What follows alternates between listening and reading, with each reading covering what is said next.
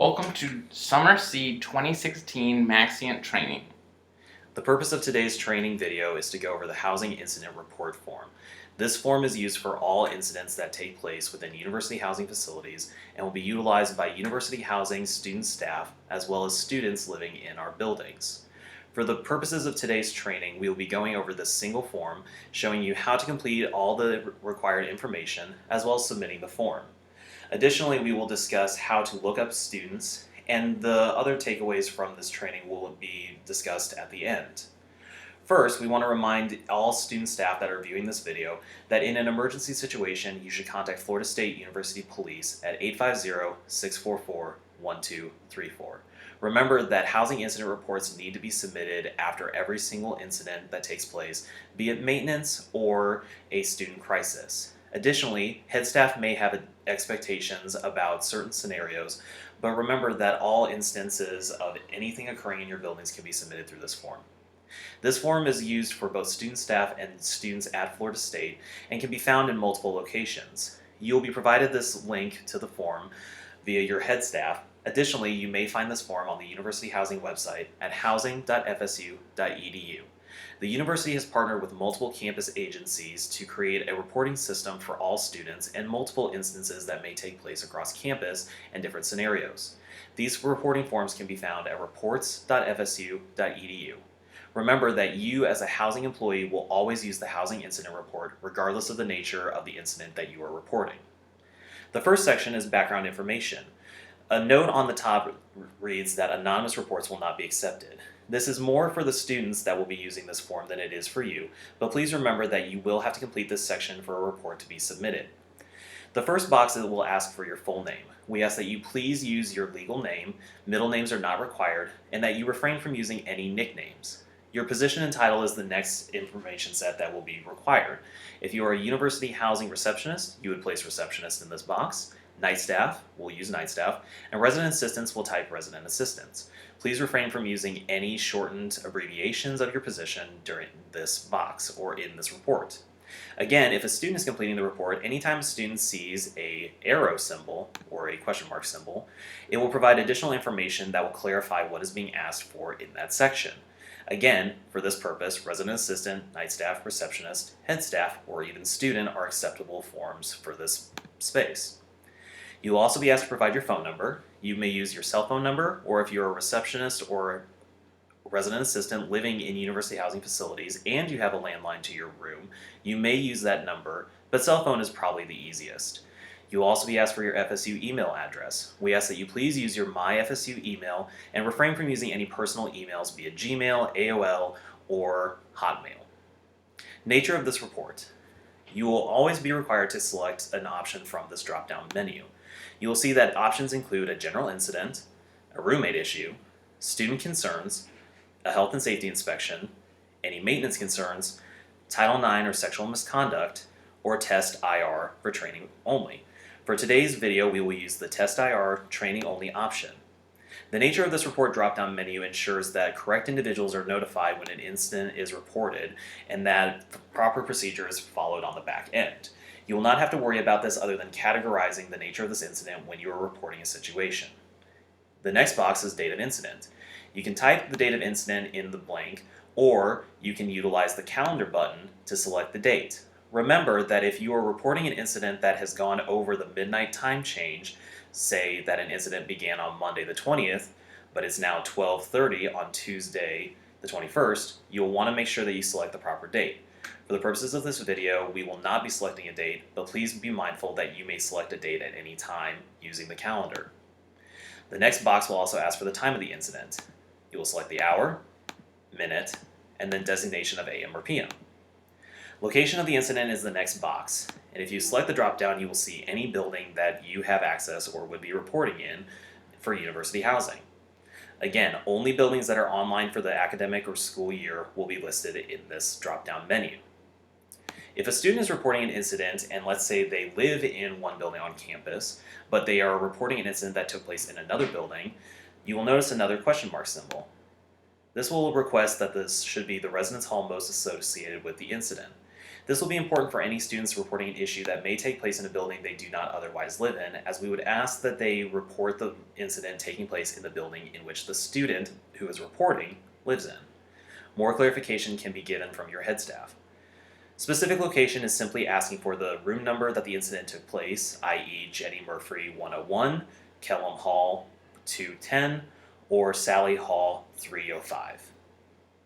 You may also specify kitchens, stairwells, certain hallways, if the incident did not take place in a specific numbered room. Once all background information is completed, you can move on to involved parties. Again, more specification and details are listed under the involved parties section, but one thing to note is that this is where you will list all students that are involved in the documentation or incident report, be them the students that have possibly violated policy, witnesses, other staff members who are acting as witnesses, or if you are reporting on behalf of a student that has a complaint about another student, you may list that student coming to you as the complainant. One thing for university housing staff to note is that you will be able to look up a student to collect certain information that will be necessary in order to ensure that the incident report is associated to their student identification records. One thing that you will do before you begin is when you are looking for a student, you will select pre-authorized users may click here to look up individuals. This link will bring you to University Housing's CAS Standards login, and this is where you will input your username and your password that you utilize for FSU email, Blackboard, and other university systems.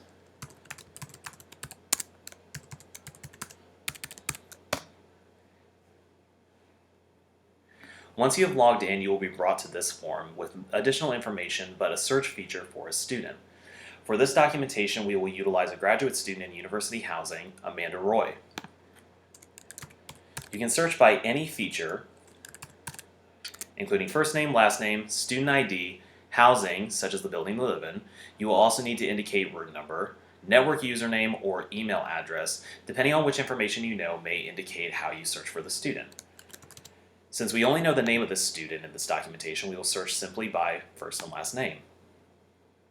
When you search a student, students that match those search criteria will appear at the top. Additionally, if they are living in university housing and you do not know specifically which building or room they are in, or if you need to verify a student, as there may be multiple with the same name, you can check their housing identification of where they live. The important piece to note here is that we will need the student identification number for our reporting features. Unfortunately, at this time, you will have to copy and paste, so double click on the student ID, copy that, and then close out this form. For this report, since Amanda is one of the students involved, we will then input her information. The second box will be gender. Unfortunately, at this time, the gender feature is not activated, but it will allow you to select the gender of the student. The second box is the role for the student. Since Amanda is the alleged student having committed a possible policy violation, we will indicate her as alleged. If this is an incident that has an unknown student, or is a maintenance concern that you are reporting for your head staff, you would indicate the role as building. More on that to come shortly. If you are reporting this on behalf of a student and they wish to make a complaint against another, you would issue them as the complainant. If you or another university housing staff member, or possibly another student, are a witness to an incident, be it a policy violation or a maintenance issue, you would list them as a witness. For the purpose of this documentation, we will list Amanda as an alleged student. To make sure that Amanda is assigned to this case, we do need her ID number. This is the number that we just looked up. We will add that number in at this time. Again, you can control copy and control paste into this box. Since we don't know Amanda's date of birth, we don't need that at this time as we already have her student identification number. This will make sure that she is assigned to the case. For the purposes, you can add date of birth, phone number, their MyFSU email, or an email address if they are possibly a non-university student, as well as hall and room number. Say that there are multiple people involved in a case. As you can see by this reporting form, there is only one spot for one student. To add additional students, click the Add Another Person button. This will allow you to add an additional student. You will have to go through the same procedures to look up their student identification number or complete all the additional spaces. There is no limit as to how many people can be added to a case, so please do not feel that if multiple people are involved, such as 5, 6, or 7 individuals, or possibly even 20, that there is not going to be a way to report all the students involved. Additionally, if there are multiple students with multiple roles, you can indicate that on this form. Following all the students inputted, you will go down to the next section, which is questions, i.e. the narrative. This is where you will type your narrative of the incident that took place. Remember that when typing narratives, you need to indicate every issue in third person, use full titles and full names, and refrain from using personal pronouns in the narrative. Please make sure that you are also using concise language, make sure that it is not subjective language or it could be misconstrued, and make sure that you are repeatedly double checking your spelling as well as your language being used to make sure that it is matching our protocols. If you have questions regarding protocols for how to write a narrative, please check in with your University Housing Head staff. Say that Florida State University Police responded to the incident. You would want to indicate that in the narrative, but at the same time, this next box will allow you to make sure that a case number, if known or provided to you by Florida State University Police, is quickly identifiable. Please make sure that you type in the case report number in this additional box, if there is one provided to you. Finally, once you've finished the narrative, the next section allows you to submit supporting documentation. Oftentimes this can be helpful if you have an unknown student or vandalism on your floor and you need to add in photos that would help support what you actually saw at the time of the documentation. Additionally, if you are dealing with a roommate situation where one student is, say, posting social media accounts or posting photos or has documentation of their objects or belongings being moved, they may add those files here, such as pictures, if they are the ones submitting the report. Again, this is not a requirement, but it is helpful for reporting situations. Finally, there is one last step, as you can see below. We want to make sure that you are in fact a student and not a robot trying to submit forms or spamming our university housing accounts. This also serves essentially as a digital signature for anybody submitting your report. What you will have to do is, before submitting the report, type into this box what is visible in this box. If you can't read it or can't understand it, you can ask it to do a pronunciation, or you can click on this link to have it refresh the page. Once you've typed in what is located in the CAPTCHA box, you'll be able to submit the report. Upon clicking Submit Report, you will be given a confirmation saying that your report has been submitted and that appropriate individuals and parties have been notified. At that time, your report is officially completed and you are finished with the documentation. Now, prior to the conclusion of this video, we do want to specify one thing with involved parties. Say that you are reporting a maintenance issue or an unknown student in a building, something where you wouldn't know exactly who is involved, but it still needs to be reported and documented in the event that further issues develop. In the event of an unknown student, that option no longer exists for those that remember our old conduct reporting system. You'll want to utilize the building name in the name feature and select the role as building. Let's say an issue is taking place in Jenny Murphy Hall over the summer C period. Let's say a water pipe breaks and it floods most of the third floor. When completing the documentation, under named of involved student, you would say Jenny Murphy Hall. All you need is the name of the building and hall. Please do not simply put Jenny Murphy or Renegans or Reynolds, but indicate the building name and the hall. Additionally, for select role, please indicate building. This is all the information that you will need in order to ensure that an unknown student is reported via the conduct system. Any further questions can be directed to your housing head staff. At this time, if you have any additional questions regarding documentation, the incident report features, or this form as a whole, please make sure that you touch base with your head staff or contact University Housing. We'd be happy to explain any further issues that you may encounter or clarify any points.